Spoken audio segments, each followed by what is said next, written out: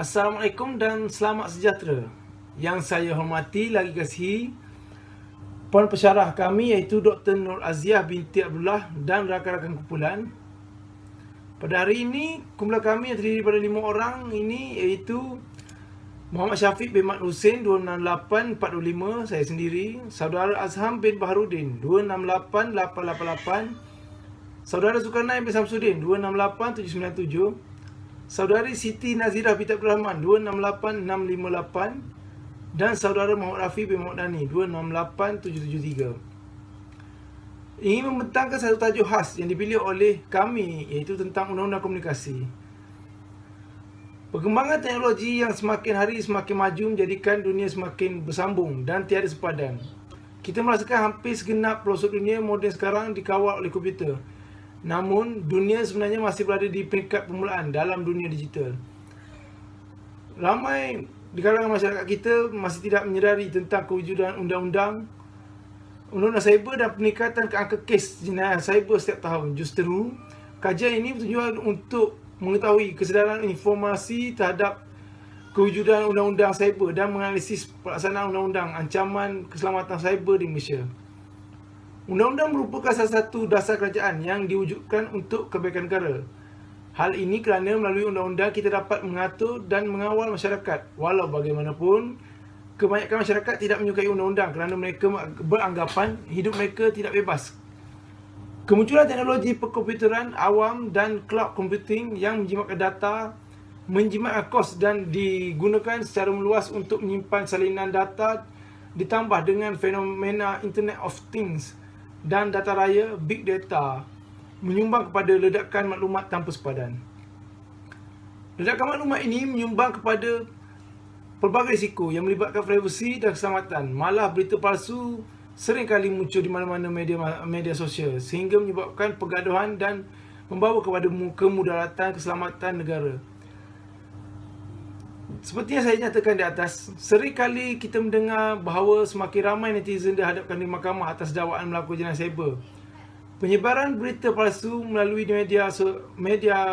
media sosial adalah salah di sisi undang-undang dan boleh didakwa di bawah Akta Komunikasi dan Multimedia 1948. Isunya di sini, sejauh manakah pengguna media sosial sedar akan kewujudan jenayah cyber yang sudah menular melalui media sosial? Apakah faktor yang boleh mempengaruhi pengguna media sosial terhadap keselamatan cyber? Terdapat beberapa faktor yang boleh mempengaruhi tahap kesedaran pengguna media sosial terhadap keselamatan cyber iaitu faktor pengetahuan, sikap dan persekitaran. Pengetahuan sangat berkait rapat dengan kesedaran keselamatan cyber. Pengetahuan pengguna media sosial mengenai cara pengendalian dalam media sosial seperti Facebook sangatlah penting. Selain itu, pengguna juga perlu mengetahui mengenai ancaman cyber yang berkaitan supaya tidak terjebak dengan tipu daya jenayah cyber. Ancaman jenayah cyber seperti buli cyber dalam media sosial menyatakan kesalahan jenayah buli cyber datang daripada sikap pengguna media sosial itu sendiri. Penggunaan kata negatif, menghantar komen memalukan, melakukan ugutan serta membuat sahabat sebagai bahan jenaka di media sosial merupakan sikap negatif yang telah berlaku dalam media sosial. Dari sudut persekitaran pula, saya mendapati bahawa peranan ibu bapa adalah amat penting dalam kewujudan kesedaran dalam diri anak-anak mereka mengenai bahawa jenayah cyber, pendedah awal jenayah cyber kepada anak-anak amat perlu kerana mereka membesar dalam era modernisasi yang menggunakan khidmat teknologi yang meluas. Seterusnya saya serahkan kepada sahabat saya. Dapat 3 faktor bagaimana kelemahan tak kesedaran pengguna di Malaysia menggunakan media sosial. Pertama adalah faktor pengetahuan, kedua adalah faktor sikap dan ketiga adalah faktor persekitaran. Untuk faktor pengetahuan ini adalah berkait rapat dengan kesedaran pengguna cyber itu sendiri, iaitu rakyat Malaysia. Pengetahuan media sosial ni kita kena tahu macam mana tahap limit kita untuk mengendalikan media sosial tersebut, sama ada Facebook, Instagram ataupun sebagainya. Ini sangat penting ya kerana ia juga boleh menjadikan salah satu ancaman cyber yang supaya kita tidak terjebak dengan tipu daya jenayah cyber. Sebagai contoh, sekarang ni pihak SKMM telah memberikan banyak kesedaran di media sosial berkaitan dengan jenayah cyber. Jenayah cyber ni boleh terjadi sebagai contoh scammer, berita palsu dan juga ugutan. Dalam kajian yang sebelum-sebelum ini dijalankan, tidak patut data peribadi kita sebagai pengguna media sosial diekspos kepada orang ramai, kerana ini boleh menjadikan salah satu punca kita menjadi mangsa buli di media sosial. Okey, yang kedua adalah faktor sikap. Faktor sikap ni adalah boleh menjadi salah satu adalah buli cyber. Sebagai contoh, body shaming. Contoh, saya seorang badan yang gempal, tapi apabila saya post gambar di Facebook ataupun di media sosial yang lain, saya telah dibuli kerana gemuknya awak. Itu adalah salah satu buli di media sosial. Kata-kata negatif juga dan juga tomahan cacian juga boleh dijadikan sebagai buli cyber. Kerana sikap negatif yang berlaku di media sosial ni akan memberikan kesan kepada orang yang dibuli. So, ia boleh dijadikan kes mahkamah sekiranya mangsa buli itu membuat laporan polis dan menjadikan perkara ini naik ke mahkamah di bawah Undang-Undang Komunikasi. Yang ketiga adalah faktor persekitaran.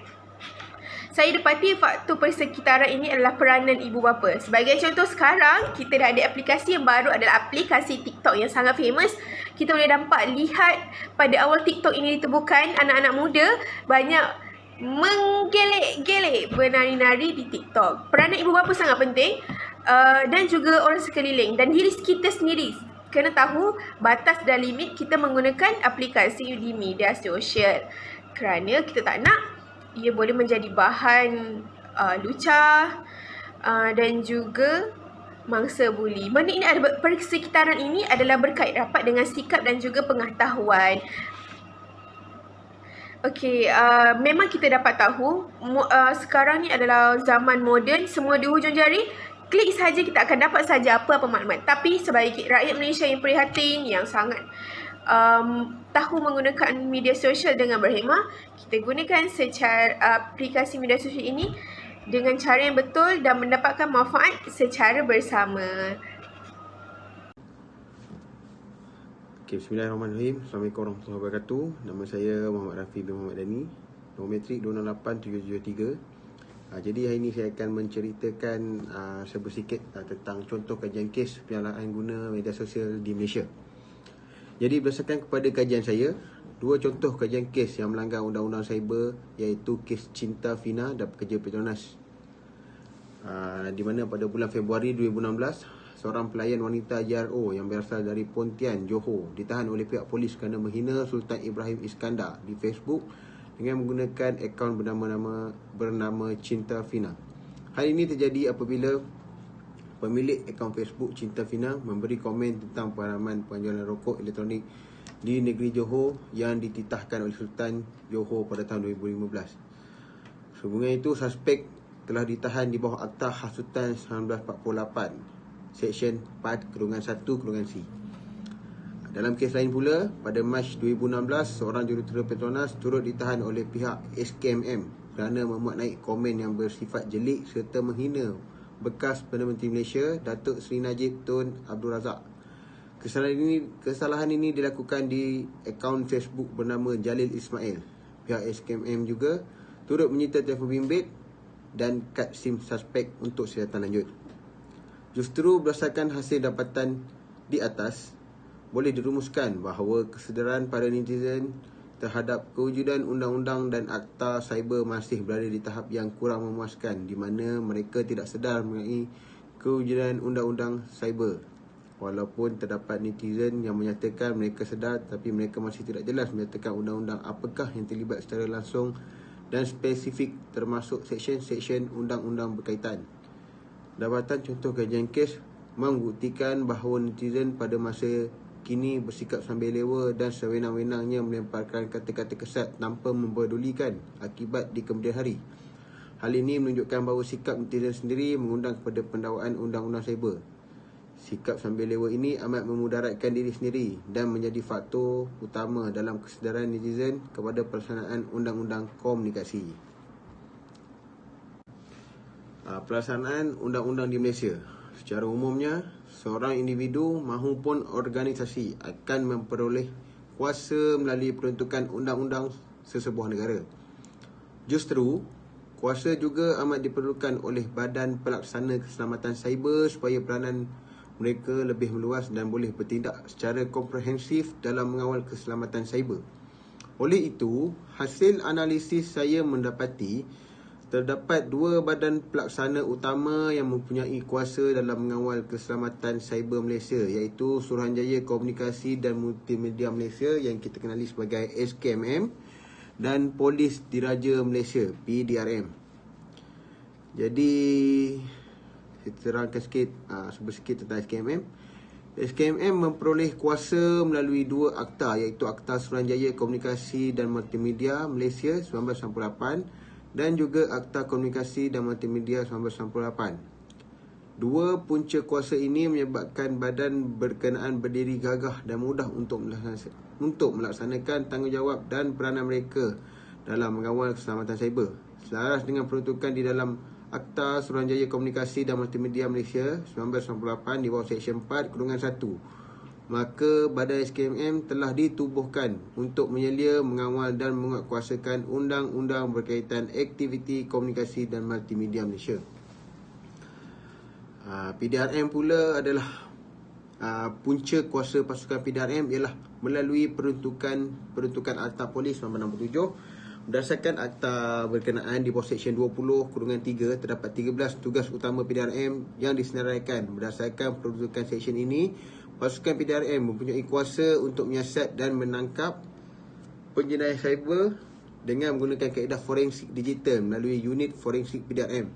Menurut kenyataan informa temu bual mendalam, di bawah forensik digital terdapat 4 unit, iaitu unit siasatan jenayah komputer, internet dan harta intelek, unit siasatan jenayah telekomunikasi, unit siasatan cakra optik dan unit pemantauan CCRC untuk memantau kegiatan orang awam mengenai penggunaan internet. Jadi akta-akta yang terlibat dalam menangani isu penyalaan guna cyber. Yang pertamanya, Akta Komunikasi dan Multimedia 1998. Jadi Akta Komunikasi ini mengandungi 282 seksyen. Ini turut memperuntukkan dua seksyen yang berkaitan dengan keselamatan cyber, iaitu Seksyen 211 dan Seksyen 233. Berdasarkan Seksyen 211/1, seorang individu atau pemberi perkhidmatan aplikasi kandungan tidak boleh memberikan kandungan yang berunsurkan sumbang, lucah, palsu, mengancam atau bersifat jelek untuk bertujuan dan niat mengganggu, mengacau, mendera atau mengugut mana-mana orang. Berdasarkan peruntukan ini, telah jelas bahawa aktiviti seperti bullying cyber, pornografi, menghantar virus, menyebarkan fitnah, maupun berita palsu adalah satu kesalahan di bawah seksyen ini, dan sekiranya melanggar Seksyen 211/1, maka boleh dikenakan denda dan hukuman penjara di bawah Seksyen 211/2, iaitu denda tidak melebihi RM5,000 atau penjara tidak melebihi tempoh 1 tahun. Seterusnya, di bawah seksyen yang sama, seorang pentadbir atau ahli kumpulan WhatsApp, Telegram, WeChat boleh dikenakan tindakan sekiranya mereka melakukan kesalahan seperti diperuntukkan dalam seksyen ini. Selain itu, berdasarkan seksyen ini juga, seorang individu telah melakukan satu kesalahan jika individu tersebut berkongsi, retweet, forward kandungan yang menyalahi seksyen ini yang diberikan oleh individu lain. Akta Jenayah Komputer 1997. Jadi dalam akta ini, dia merupakan adaptasi daripada Computer Misuse Act 1990 United Kingdom. Akta Misuse Act 1990 United Kingdom yang telah disesuaikan dengan situasi di Malaysia. Tujuan pengumpulan akta ini adalah untuk memberi peruntukan mengenai kesalahan dalam penyalahgunaan komputer. Akta ini terdiri daripada 3 bahagian utama dan 12 seksyen. Menurut Seksyen 3/1, ia lebih menekankan mengenai kesalahan berkaitan penyalahgunaan komputer dan dengan niat untuk melakukan capaian tanpa kuasa. Sebagai contoh, seorang yang tidak mempunyai keizinan daripada pemilik komputer telah menghidupkan sistem komputer dan memuat turun beberapa maklumat dari sistem tersebut ke dalam disket. Menurut Seksyen 3, seseorang telah dikatakan melakukan sesuatu kesalahan sekiranya menyebabkan sesuatu komputer melaksanakan apa-apa fungsi dengan niat mendapatkan capaian kepada mana-mana atau cara atau data yang disimpan di mana-mana komputer. 2. Capaian yang dia berniat untuk didapati tanpa kuasa. Dan ketiga, dia tahu semasa dia menyebabkan komputer itu melaksanakan fungsi itu, demikian berlakunya. Jadi Akta Perdagangan Elektronik 2006. Akta ini turut melindungi pengguna dalam urusan perniagaan secara dalam talian. Di bawah Seksyen 5, tafsiran, urus niaga perdagangan bermaksud satu komunikasi sahala atau komunikasi pelbagai yang sifat perdagangan sama ada berbentuk kontraktual atau tidak. Termasuklah apa-apa perkara yang berhubung dengan pembekalan atau pertukaran barang-barang atau perkhidmatan agensi, pelaburan, kewangan, perbankan dan insurans. Dengan adanya akta ini, pengguna menjalankan transaksi elektronik dalam persekitaran yang lebih terjamin. Walau bagaimanapun, hasil kajian mendapati akta ini melalui Seksyen 3/1 menyatakan bahawa pengguna adalah tidak mandatori seperti berikut. Tiada apa-apa pun dalam akta ini boleh menjadikannya mandatori bagi seorang untuk menekan, memberi atau menerima apa-apa mesej elektronik dalam mana-mana urus niaga perdagangan, melainkan jika seorang itu mengizinkan penggunaan, pemberian atau penerimaan mesej elektronik. Akta Perlindungan Data Peribadi 2010. Pada 10 Jun 2010, Akta Perlindungan Data Peribadi 2010 diperkenalkan. Dapatan menunjukkan tujuan utama pengembalian akta ini adalah untuk mengawal selia pemprosesan data peribadi individu yang terlibat dalam transaksi komersial, dan ini termasuk transaksi dalam talian. Hasil analisis dokumen menunjukkan akta yang mengandungi 11 bahagian ini mempunyai 7 prinsip yang perlu dipatuhi seseorang. Pertama, prinsip am, di mana seseorang pengguna tidak dibenarkan memproses data peribadi seseorang lain tanpa kebenarannya. Jadi nombor 5, Akta Perlindungan Penggunaan 1999 Pindaan 2010.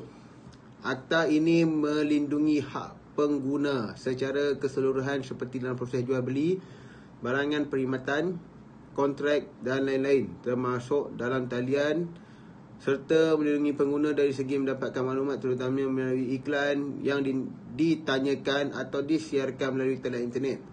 Iklan dalam media cetak dan elektronik masih boleh dikawal oleh pihak kerajaan berbanding dengan iklan dalam talian.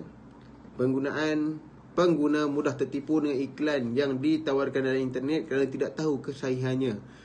Selain tiada agensi yang memantau secara keseluruhan. Selain kesahihan iklan di internet, juga tidak mematuhi garis panduan iklan yang sedia ada, dan kebanyakan iklan adalah palsu dan mengelirukan pengguna. Di bawah Pindaan 2010, Jawatan Kuasa Pengiklanan, dan di bawah Seksyen 84A bahagian ini, Menteri boleh menubuhkan satu Jawatan Kuasa Pengiklanan untuk meneliti aduan berhubung iklan, mengeluarkan maklumat mengenai hak pengguna dan lain-lain. Di bawah jawatan kuasa ini, maka wujudnya garis panduan mengelakkan iklan palsu atau mengelirukan. Dalam garis panduan ini, iklan ditafsirkan sebagai apa-apa bentuk iklan berupa ucapan, tulisan, bunyian, lakaran atau gambar yang diterbitkan melalui contoh pertama, pameran atau penyiaran notis. Kedua, penggunaan media cetak seperti surat khabar, majalah atau bahan-bahan bercetak seperti katalog, senarai harga, pekeliling, label, kad atau dokumen atau bahan lain-lain. Yang ketiga, pertunjukan filem, gambar atau foto. Yang keempat, penggunaan medium elektronik seperti radio, televisyen atau telekomunikasi dalam talian dan apa-apa cara yang lain. Sekian, terima kasih.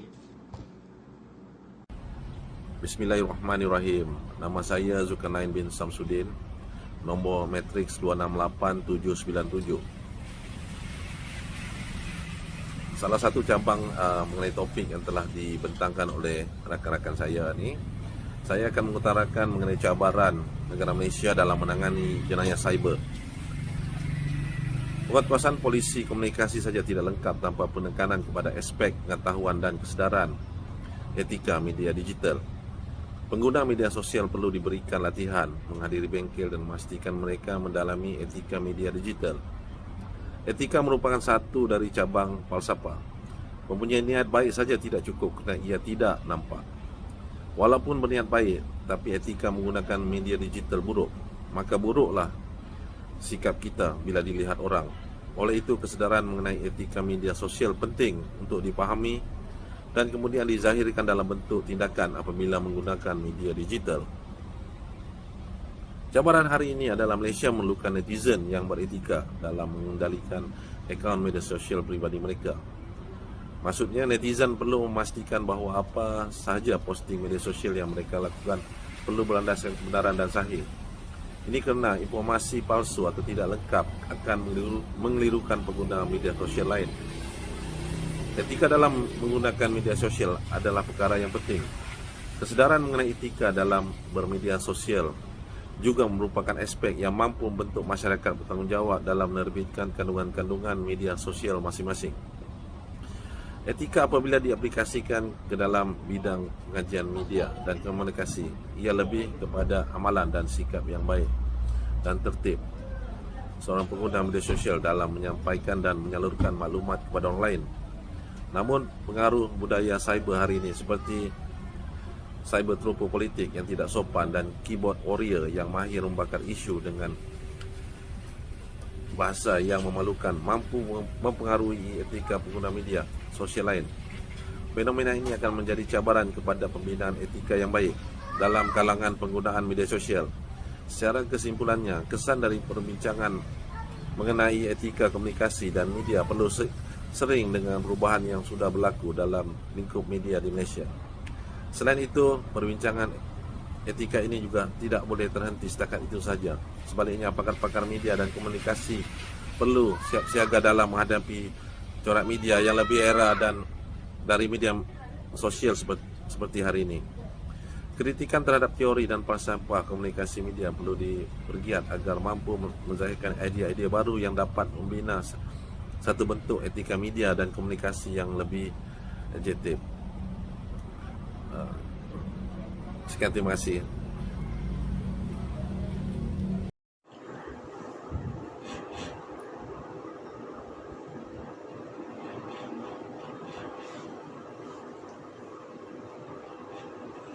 Okey.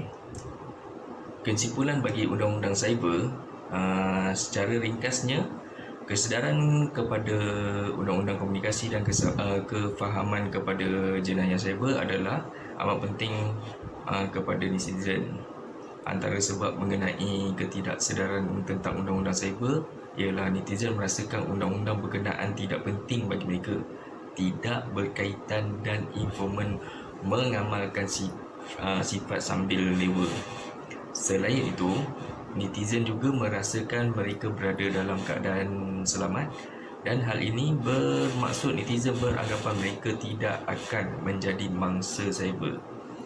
Yang justru dalam proses memberi kesedaran keselamatan cyber oleh kerajaan, elemen peruntukan undang-undang perlu dimasukkan dan diterangkan secara jelas, mudah dan sistematik melalui kempen-kempen yang sedia ada. Okey. Sebagai contoh, perkara mengenai undang-undang cyber diceritakan secara ringkas dengan hanya memberitahu nama akta berkenaan tanpa ada sebarang petikan kesalahan atau rujukan kes. Hal ini perlu dilihat semula kerana peruntukan undang-undang merupakan antara kaedah yang baik dalam memberi kesedaran keselamatan cyber kepada pengguna internet. Justru penjelasan dan perhatian yang baik amat diperlukan dalam proses penyampaian maklumat sesuatu kempen sekaligus meningkatkan kesedaran pembaca mengenai undang-undang cyber. Oleh yang demikian, latihan kesedaran keselamatan cyber perlu dipertingkatkan oleh kerajaan dari masa ke semasa supaya lebih ramai pengguna media sosial faham tanggungjawab mereka terhadap melahirkan generasi yang bebas ancaman cyber. Kesedaran itu sangat perlu supaya pengguna media sosial tahu had dan batasan mereka dalam menggunakan laman media sosial.